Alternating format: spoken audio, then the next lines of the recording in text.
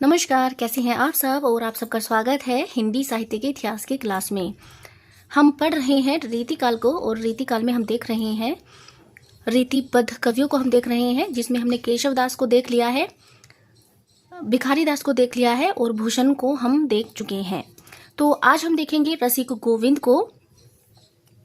रसिक गोविंद को देखने से पहले अगर आपको मेरी वीडियोस अच्छी लगती हैं, अगर आपको समझ में आता है, तो प्लीज़ चैनल को सब्सक्राइब करें, बेल आइकन को प्रेस करें। उससे क्या होगा कि आपको मैं तब भी कोई क्लास अपलोड करती हूँ तो आपको नोटिफिकेशन मिल जाएगा।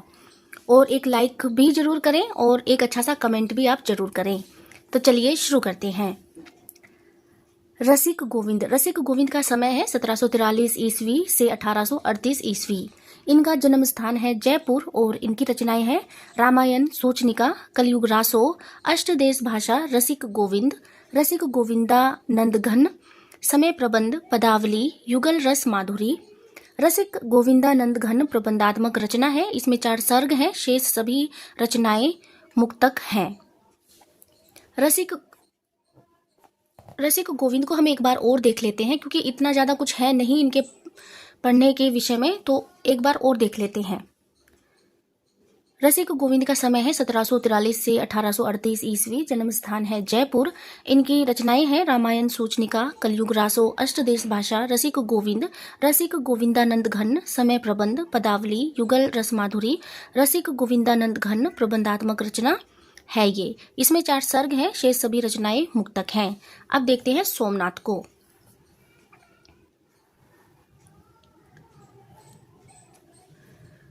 सोमनाथ या शशिनाथ, और इनका समय है 1725 से 1760 ईस्वी। इनकी रचनाएं हैं रस पीयूष निधि, श्रृंगार विलास, कृष्ण लीलावती, पंचाध्यायी, सुजान विलास, माधव विनोद। मालती माधव नाटक का अनुवाद है ये, अनुदित रचना है। और अब इनके संबंध में देखते हैं आलोचकों के मत। इनमें भावुकता व सहृदयता पूरी थी। इनकी भाषा में कृत्रिमता न आने पाई। इनकी रचनाओं में अन्योक्ति एवं कल्पना की मार्मिकता परिलक्षित होती है। आचार्य रामचंद्र शुक्ल का यह कथन है। विशेष तथ्य: सोमनाथ हिंदी के प्रथम आचार्य हैं जिन्होंने काव्य लक्षण में छंद का समावेश किया। सोमनाथ को हम एक बार और देखेंगे। सोमनाथ या शशिनाथ, इनका समय है 1725 से 1760 ईस्वी। इनकी रचनाएं हैं रस पीयूष निधि, श्रृंगार विलास, कृष्ण लीलावती, पंचाध्यायी, सुजान विलास, माधव विनोद। मालती माधव नाटक का अनुवाद है, अनुदित रचना है ये। और अभी देखते हैं इनके संबंध में आचार्य रामचंद्र शुक्ल का क्या कथन है। इनमें भावुकता व सहृदयता पूरी थी। इनकी भाषा में कृत्रिमता न आने पाई। इनकी रचनाओं में अन्योक्ति एवं कल्पना की मार्मिकता परिलक्षित होती है। आचार्य रामचंद्र शुक्ल। विशेष तथ्य: सोमनाथ हिंदी के प्रथम आचार्य हैं जिन्होंने काव्य लक्षण में छंद का समावेश किया। अब देखते हैं दुल्हे कवि को।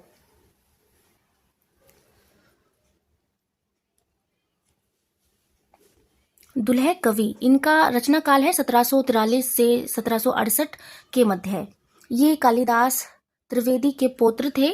पिता का नाम है उदयनाथ कवींद्र। इनकी रचना है कवि कुल कंठाभरण, अलंकार विषयक रचना है। और आलोचकों के मत देख लेते हैं। यद्यपि इन्होंने कंठाभरण नाम का छोटा सा अलंकार ग्रंथ लिखा, परंतु इनकी प्रसिद्धि सरस और मधुर उक्तियों के कारण है। हजारी प्रसाद द्विवेदी। दुल्हे कवि द्वारा दिए गए लक्षणों और उदाहरणों में इतनी प्रौढ़ता और सरसता है कि इनके पद काव्य शास्त्रियों तथा काव्य रसिकों दोनों के लिए आनंद का विषय रहे हैं। आचार्य रामचंद्र शुक्ल। अब देखते हैं देवदत्त द्विवेदी को। देवदत्त द्विवेदी देव, इनका जन्म हुआ 1673 ईस्वी इटावा, उत्तर प्रदेश, सनाडे ब्राह्मण परिवार में। निधन हुआ 1767 ईस्वी। इनकी रचनाओं की संख्या: शिव सिंह सेंगर तो मानते हैं 80, डॉक्टर नगेंद्र के अनुसार है 74, गुलाब राय के अनुसार है 52, शुक्ल जी के अनुसार है 23। इनकी रचनाएं एक बार और देख लेते हैं। शिव सिंह सेंगर मानते हैं 80, डॉक्टर नगेंद्र मानते हैं 74, गुलाब राय के अनुसार 52, शुक्ल जी के अनुसार 23। देव इंपॉर्टेंट है, तो देव की शुक्ल के अनुसार 23 रचनाएं कौन सी हैं हम वो देख लेते हैं। शुक्ल जी के अनुसार इनकी 23 रचनाएं हैं। भाव विलास, अष्टयाम, भवानी विलास, सुजान विनोद, कुशल विलास, देवचरित, प्रेमचंद्रिका, जाति विलास, रस विलास, प्रेम तरंग, राग रत्नाकर, शब्द रसायन, सुख सागर तरंग, वृक्ष विलास, पावस विलास, ब्रह्म दर्शन, काव्य रसायन। शब्द रसायन या काव्य रसायन, इसी का नाम है ये, काव्य रसायन, शब्द रसायन का। ब्रह्म दर्शन 25, तत्व दर्शन 25, आत्म दर्शन 25, जग दर्शन 25, रसानंद लहरी, प्रेम दीपिका, नखशिख प्रेम दर्शन।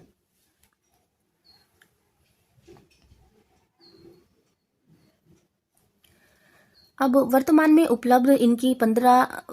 उपलब्ध रचनाएं हैं इनकी 15। अब उनके बारे में हम देखेंगे।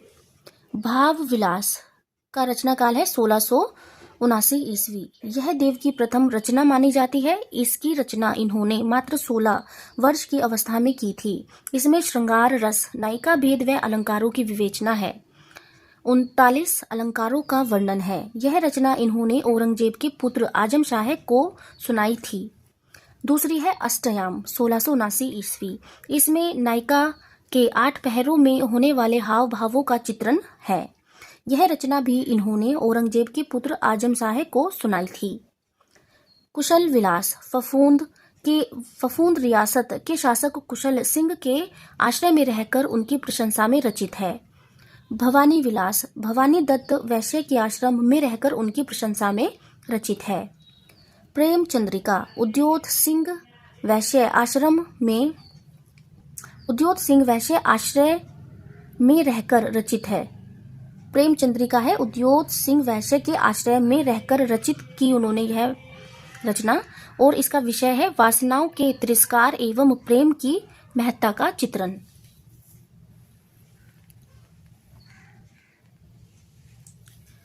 अब देखते हैं रस विलास को। रस विलास भोगी लाल के आश्रय में रचित। सुजान मणि के आश्रय में रचित। देव शतक अध्यात्म संबंधी रचना है। ब्रह्म जीव जगत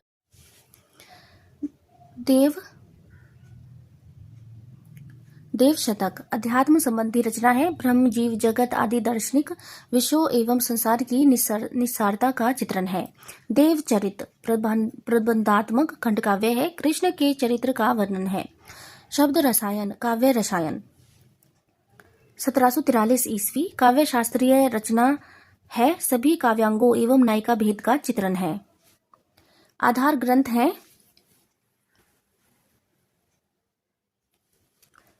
ग्रंथ है रस तरंगिणी रस मंजरी भानुदत्त की। काव्य प्रकाश मम्मट, साहित्य दर्पण विश्वनाथ।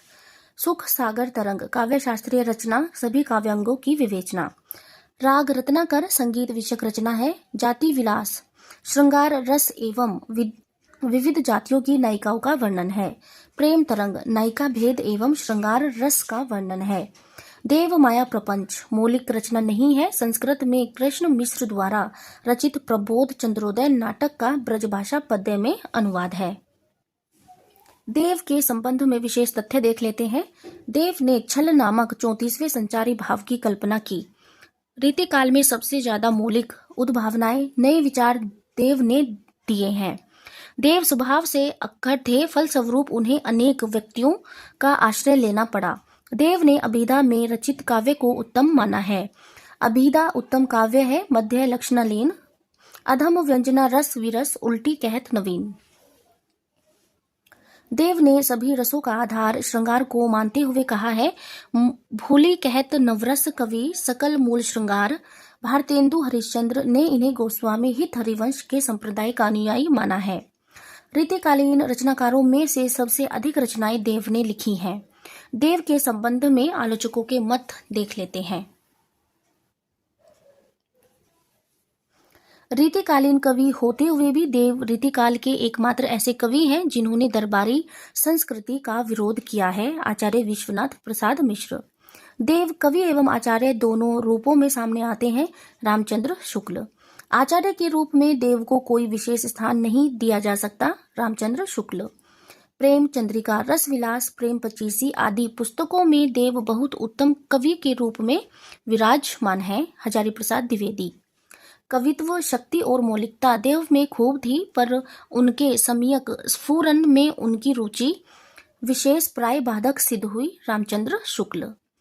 अधिकतर इनकी भाषा में प्रवाह है, कहीं कहीं शब्द व्यय बहुत है और अर्थ अल्प। रामचंद्र शुक्ल।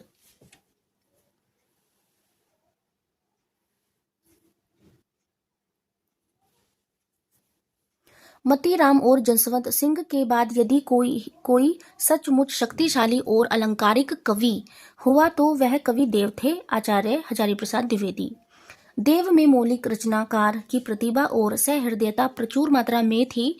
लोकप्रियता की दृष्टि से वे बिहारी से बहुत पीछे नहीं हैं। देव की काव्य भूमि बिहारी से कहीं अधिक व्यापक है। विश्वनाथ त्रिपाठी। अब देव की चर्चित पंक्तियों को देख लेते हैं। देव की चर्चित पंक्तियां। भूले कहत नवरस कवि सकल मूल श्रृंगार। अभिधा उत्तम काव्य है, मध्यम लक्षणालीन। अधम व्यंजना रस विरस उल्टी कहत नवीन। सुनो के परम पद ऊनो के अनंत मद। नूनो के नदीस नद इंदिरा झरे परी। दार द्रुम पलना बिछोना नव पल्लन के। सुमन झगुला सोहे तन छवि भारी ते। साहिब अंध मसाहिब बहरे चहु और रंग रीझ को माच्यो। सांस नी ही समीर गयो ओ आंसुन ही सब नीर गयो ढरी। धार में धाये धसी निर्धार हवे आए फसी उक्सी ने धंधेरी। तो यहाँ पर हमारे देव जो हैं, देव को हमने कंप्लीट कर लिया है और अगली क्लास में हम देखेंगे चिंतामणि त्रिपाठी को। तो इस क्लास में इतना ही। धन्यवाद।